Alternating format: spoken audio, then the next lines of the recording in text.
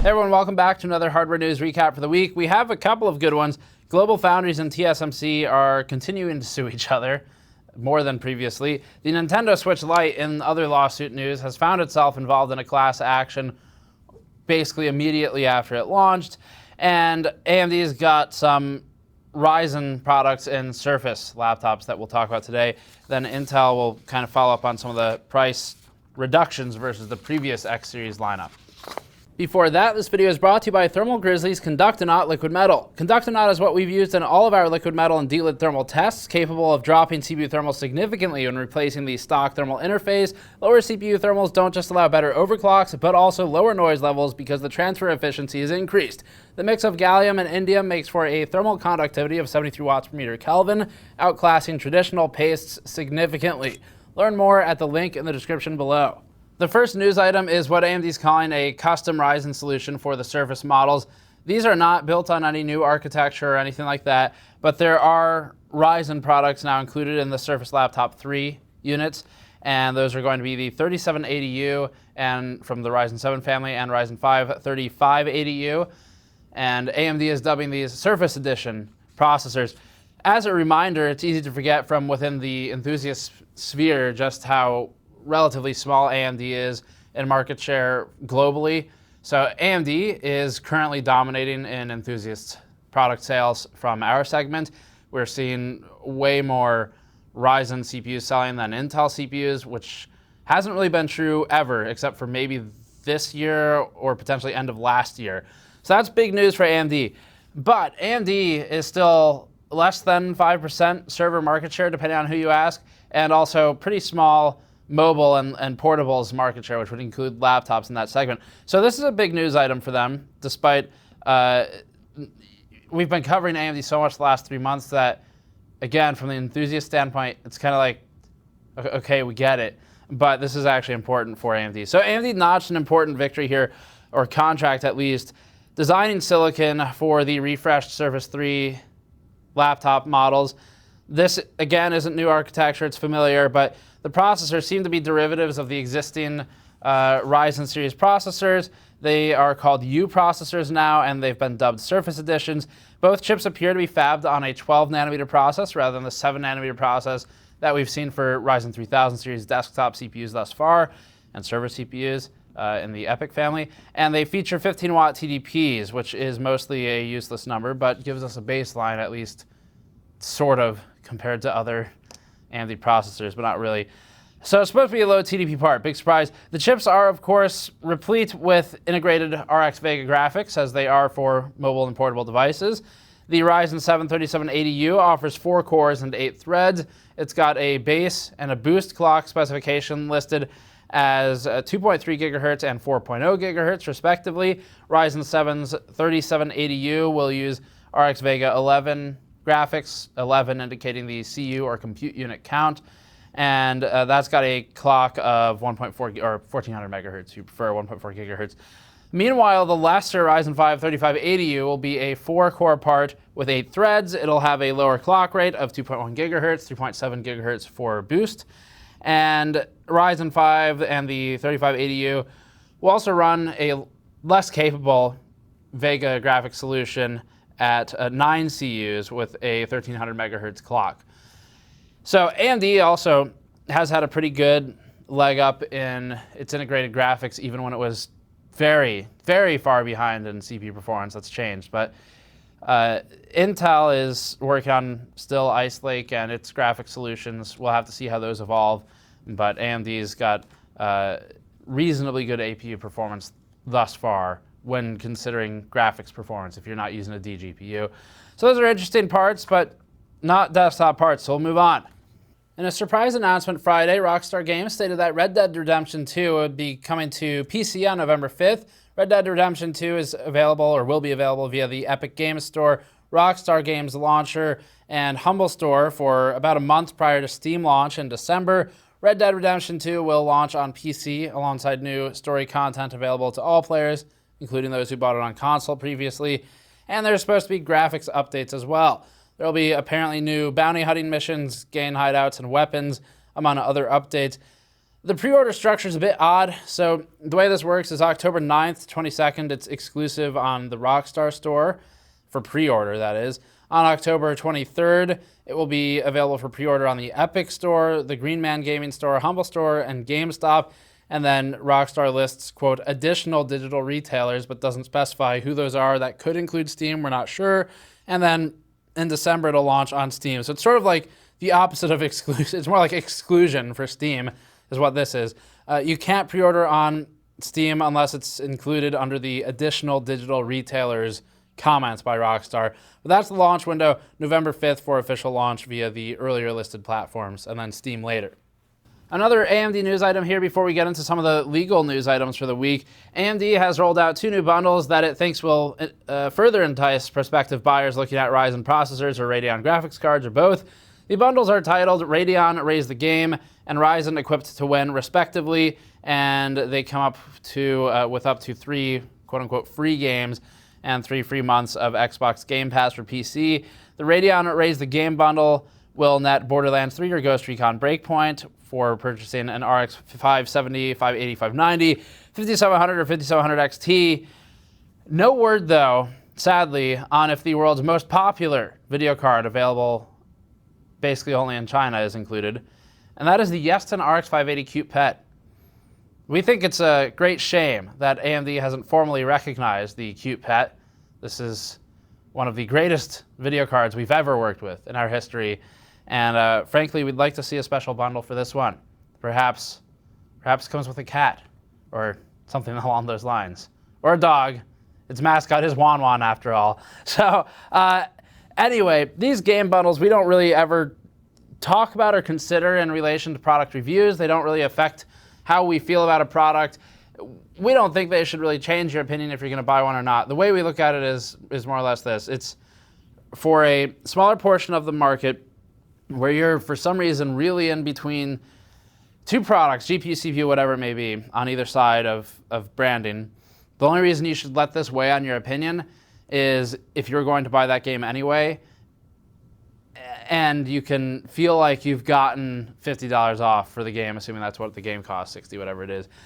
So ultimately, we'd say buy the processors and the GPUs based on what suits your needs, not what games come with it, because this is something that you're probably, for most people on average, you're going to be stuck with for about 3 years. So pick based on that, based on what you think you're going to need for the next few years, not what includes a game that you might play for a few weeks. So depending on what game it is, obviously, and how you play those games. But that said, the Ryzen processors stand pretty well on their own. So if you're going to buy one, this shouldn't really be anything other than a throw-in for you. If you're going to play one of those games anyway, you save some money on that. Otherwise, it doesn't do anything. So Equipped to Win, the other one, is from purchasing Ryzen 9 3000 series processors, if you can find one to buy. They've gotten a bit less constrained on inventory in the US, but from still what we've heard from our viewers, and please keep updating me in the comments below, like on this video, so I can stay informed. From what we've heard from our viewers in other regions, like in parts of Europe, the Ryzen 9 family is still pretty hard to find. If that remains true this week, let us know below if you can go to your local store or local online retailer and find a Ryzen 9 processor or Ryzen 7. Let us know how that processes if there's inventory for you, because we're obviously not able to check every single region within reason. So anyway, assuming you can get a Ryzen 9 chip for anywhere near MSRP, they are supposed to come with Borderlands 3 and the Outer Worlds. If you can get a 3800X or a 3900X. 3900X has fared a bit better recently in MSRP, but did have some trouble for the past few weeks. Buying a Ryzen 7 3700X, 5 3600X, Ryzen 7 2700 or 2700X, which are actually pretty good deals right now, will grant the choice of either Borderlands 3 or Outer Worlds, and they also include the mostly irrelevant offer of an Xbox Game Pass for PC, but if that's cool to you, then it's a throw-in, I guess. We don't really like to factor these into reviews, though, because, again, you're stuck with these things for years, so better to pick based on performance. That's not to degrade the Ryzen series performance. We are actually quite fond of some of the processors, not all of them. 700X and 3800X didn't get great reviews from us. They're fine, but they're not what we recommend. The 3600 we thought was good. 3600X we think is a waste of money completely. And if you're arguing that, but it comes with a better cooler, then stop, because you can buy a better cooler than that one for cheaper than the Delta. So anyway, let's move on. Nintendo Switch Lite folded into a class action lawsuit. There was hope that the recent portable-only Nintendo Switch Lite without docking capabilities would evade both the class action lawsuit and the Joy-Con drift issues at the center of said lawsuit. But alas, it wasn't meant to be, as merely days after the launch of the Nintendo Switch Lite, a product which we disassembled on this channel, users were already reporting issues of the same drifting plaguing the original Nintendo Switch. For those unaware, the original lawsuit was filed last July, and it contends that Nintendo knowingly shipped the Nintendo Switch original unit with a controller defect, actually with multiple defects from what we recall. One of them was a connectivity issue as well. That same defect appears to be apparent in the new Switch Lite, and the joystick basically begins registering input despite not having any input, and so it'll drift across the screen. Now, the original lawsuit over the joystick defect has been amended to include the Switch Lite, and you can read that lawsuit in our show notes. If that kind of thing excites you, we'll link it in the description below in the show notes. Congress and ISPs, speaking of exciting things, are concerned over DNS-over-HTTPS, something Google's been in the news about lately. According to a report by the Wall Street Journal, Google is under investigation by antitrust investigators over the company's plans to integrate DNS-over-HTTPS into the Chrome browser. The Department of Justice has also heard complaints, according to the report, which suggest that the complaints center on Google potentially leveraging an unfair advantage by enabling DNS over HTTPS in its browser.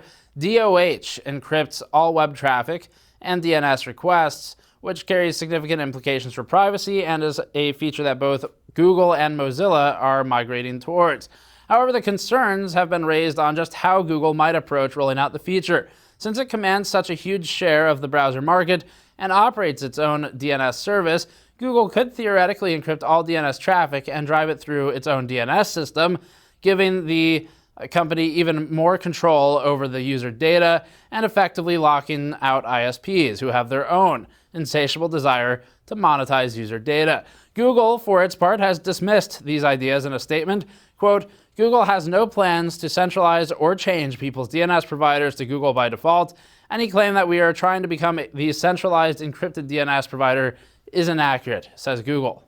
Another AMD item to break up the litigation news, and then we'll talk about the FCC and Intel's Cascade Lake stuff that we kind of covered already. For this one, AMD debuts the Ryzen Pro 3000 series lineup. This is a lineup that AMD is working on with Lenovo and HP actively for fourth quarter 2019. Others may come later.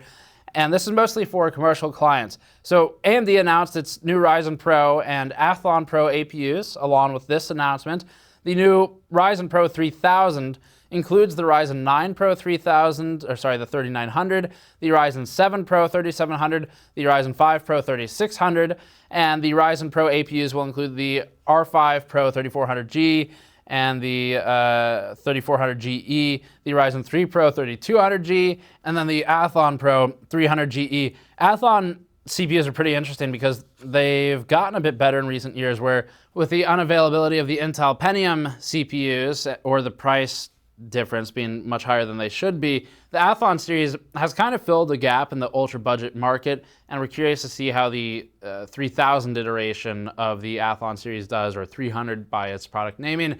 The Ryzen Pro 300 series processors are similar to their consumer counterparts, if you're curious, in that they are based on Zen 2 architecture and offer similar core counts and clock rates.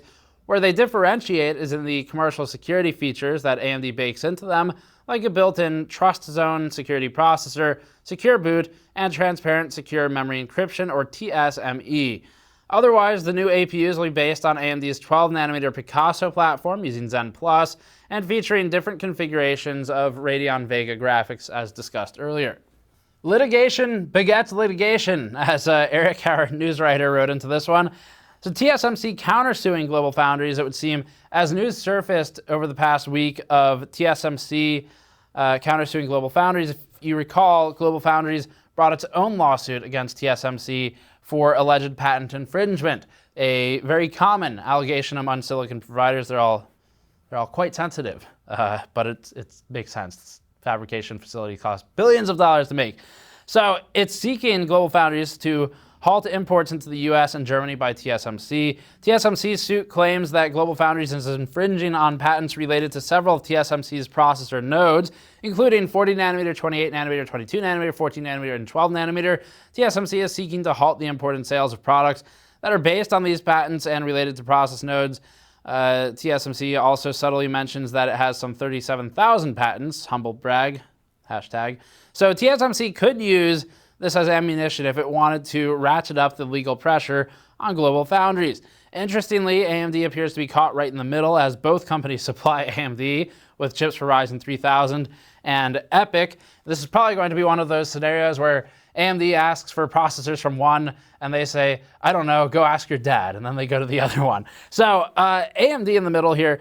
The longer this legal battle goes on, the more AMD's wafer supply will be caught in the crossfire. There's no really strong reason to believe right now that they have more problems with just 7 nanometer being too popular than they will probably from this lawsuit for the immediate future, because everyone wants it. So TSMC's customers, AMD and NVIDIA, to name two of the big ones, could also have their chip supply caught up in some of the legal claims. So that'll be an item to follow and kind of interesting, but not one that we can really do anything about. FCC Net Neutrality repeal has been upheld, but the FCC can't block state laws. So in a court ruling, the DC Circuit Court of Appeals upheld the controversial 2017 repeal of net neutrality perpetrated by the Ajit Pai-led FCC. While Pai extolled the ruling as a victory, it did come with at least one bittersweet caveat. The FCC can no longer block or preempt state-level initiatives to implement net neutrality laws.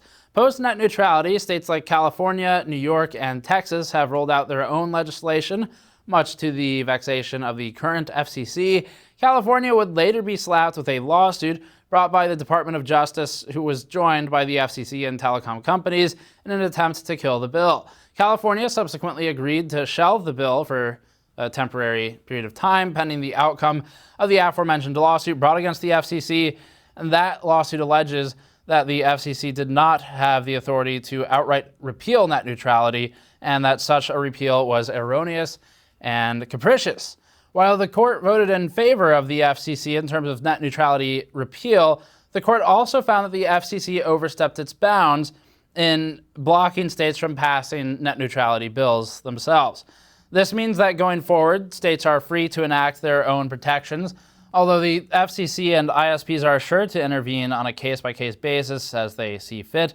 Still, it's an important precedent to set in the fight for net neutrality. Finally, Intel reveals Cascade Lake-X with price decreases versus the previous generation. So there was some discussion on Twitter that this isn't technically a price cut because the new products was the launch price, but they're like 50% cheaper than their most immediate predecessor, and they're basically the same specs. So it's a price cut. So anyway, as a reminder, Intel pulled the curtain on its upcoming HEDT launch. This is something we talked about in a live stream segment. If you saw the live stream and you were like, ugh, 2 hours, no thanks. Here's the recap. So we did a live stream because that news was supposed to be under embargo until October 7th, and I flew to New York. I left at, we'll recap it again. Everyone who saw the stream, sorry.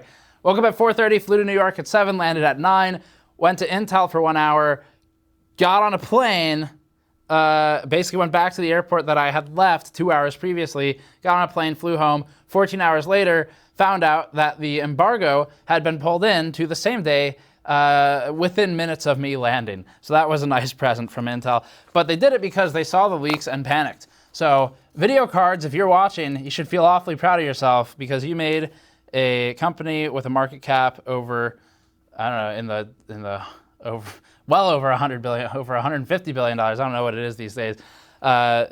Panic and pull on its embargo date. But we've talked to Intel about that, and they were very receptive, so hopefully Intel's got some more experience going forward. Intel, interestingly, hasn't really been subject of that many leaks in recent, even years. So Intel's been pretty immune to a lot of this stuff.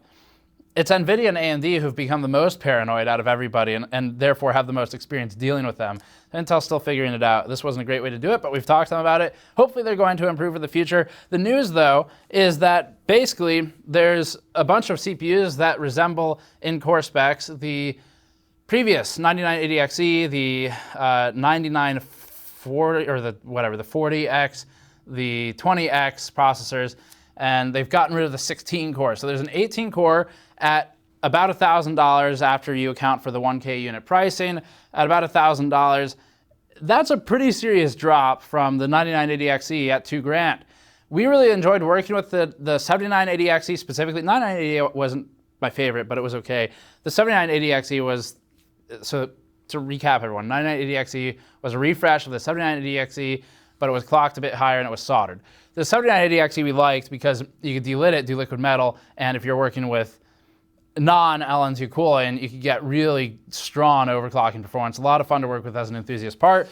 Too expensive for most people, hard to justify all that stuff. Half the price, though, it becomes a lot more justifiable as an enthusiast overclocking part, but the gigantic elephant in the room remains the 3950X and Threadripper 3 series processors that are coming out from AMD in November, the same launch window as Intel's X series processors, also due in November. So what we don't know is how does the value compare to AMD's new processors. What we do know is that based on the previous X series, the parts, in the very least, are significantly cheaper at about half of what they were previously for the high-end 18-core part, and that they were really fun overclocking parts previously with a lot of potential for things like record setting, but still did really well in production applications like Premiere. That said, AMD has made tremendous gains in its 3000 series processors thus far in the same applications. So we'll have to see how they compare from a value standpoint, and can't really state whether you should buy one or the other at the moment because we haven't tested either.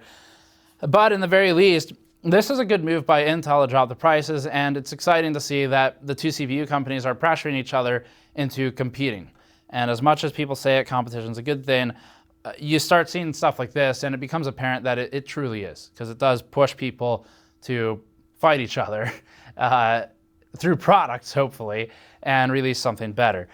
So the naming is the biggest problem. I don't know if I even said the names yet. I think I was calling them like refresh or previous generation, current generation. The names are completely garbage. They're so bad, but we'll deal with it.